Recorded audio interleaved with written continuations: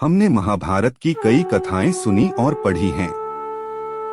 इन कथाओं में हमें कई प्रेम कहानियां भी मिलती है, जिनमें से कुछ तो प्रसिद्ध है और सब उनके बारे में जानते हैं, परंतु कुछ ऐसी भी प्रेम कहानियां हैं जिनके बारे में ज्यादा लोग नहीं जानते हैं। मैं व्यास राजभर आज हम आपको ऐसी ही प्रेम कहानियों के बारे में बताने जा रहे हैं। तो स्वागत है आप सभी का सनातन भक्ति नॉलेज पर। तो चलिए शुरू करते हैं।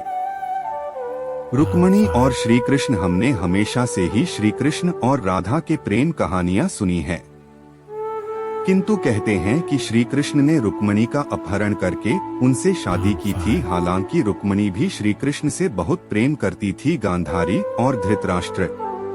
गांधारी को विवाह से पहले इस बात का पता नहीं था कि उनके पति धृतराष्ट्र दृष्टिहीन है, परंतु जैसे ही उन्हें अपने पति के दृष्टिहीन होने के बारे में पता चला तो उन्होंने स्वयं भी अपने पति जैसी जिंदगी बिताने के लिए खुद की आंखों पर पट्टी बांध ली। आंखें होते हुए भी गांधारी ने जिंदगी भर अपने आप को दृष्टिहीन रखा। अर्जुन और उलूपी। हम सब जानते हैं कि अर्जुन का विवाह द्रौपदी के साथ हुआ था, परंतु उलूपी नागा राजकुमारी थी, उसका दिल अर्जुन पर आ गया। उन्होंने अर्जुन का अपहरण कर उनसे शादी कर ली थी, परंतु जब उन्हें पता चला कि अर्जुन पहले से ही शादीशुदा हैं, तो उन्होंने अर्जुन को जाने दिया।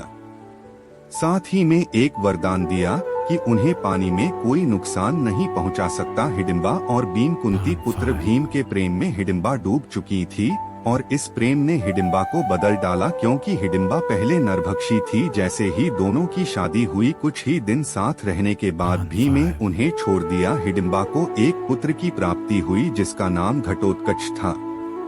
हिडिंबा ने उस पुत्र को बिना किसी पश्चाताप के अकेले ही पाल पोस कर बड़ा किया और बाद में यही भीम का पुत्र महाभारत की लड़ाई में उसके बहुत काम आया। सत्यवती और ऋषि पराशर। ऋषि पराशर मशहूर होने के साथ साथ योगी शक्तियों के मालिक भी थे। उन्हें एक मछुआरे की पुत्री सत्यवती से प्रेम हो गया। सत्यवती लोगों को यमुना पार करवाती थी। जब वे एक दिन ऋषि पराशर को यमुना पार करवा रही थी, तो ऋषि पराशर ने सत्यवती से कहा कि उन दोनों की रचना अनैतिक संबंध से एक संतान पैदा करने के लिए ही की गई है। तभी सत्यवती ने ऋषि के सामने 3 शर्तें रखीं। पहली शर्त यह थी कि दोनों को शारीरिक संबंध बनाते हुए कोई ना देखे, जिसके लिए ऋषि पराशर ने अपनी शक्तियों से कृत्रिम आवरण बना दिया। सत्यवती की दूसरी शर्त यह थी कि उसके कुंवारेपन को कोई दाग न लगे। उन्हें वरदान दिया कि जैसे ही बच्चे का जन्म होगा, उनका शरीर दोबारा से कुंवारेपन जैसा हो जाएगा। तीसरी शर्त यह रखी कि उनसे जो मछली की बदबू आती है सुगंधित हो जाए। ऋषि पराशर ने चारों तरफ ऐसा सुगंधित वातावरण बना दिया कि 9 मील से ही उसकी खुशबू आने लगती थी।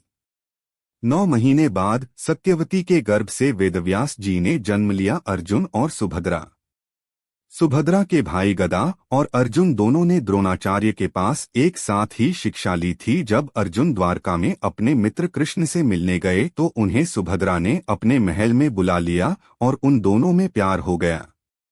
कृष्ण ने अर्जुन को कहा कि वे सुभद्रा का अपहरण कर ले, उससे विवाह कर ले। अर्जुन ने वैसा ही किया। जब सुभद्रा द्रौपदी के पास गई तो उसने तुरंत द्रौपदी को अपने विवाह के बारे में नहीं बताया, परंतु जब वे उससे घुल मिल गई तो उन्होंने अर्जुन और अपने विवाह के बारे में द्रौपदी को बताया और द्रौपदी ने उसे स्वीकार भी कर लिया। सत्यवती और शांतनु।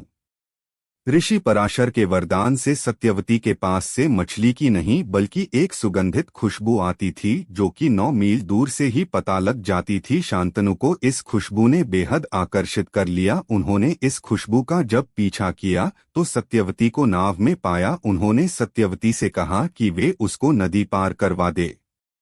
जब वे नदी पार कर गए तो उन्होंने सत्यवती से द्वारा विनती की कि वे नदी के दूसरे पार जाना चाहते हैं। इस तरह करते करते 3-4 दिन बीत गए। बाद में शांतनु ने उनसे विवाह कर लिया।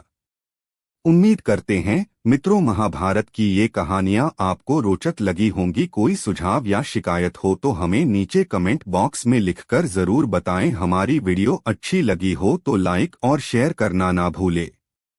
सनातन भक्ति नॉलेज को सब्सक्राइब करें। आपका बहुत बहुत शुक्रिया।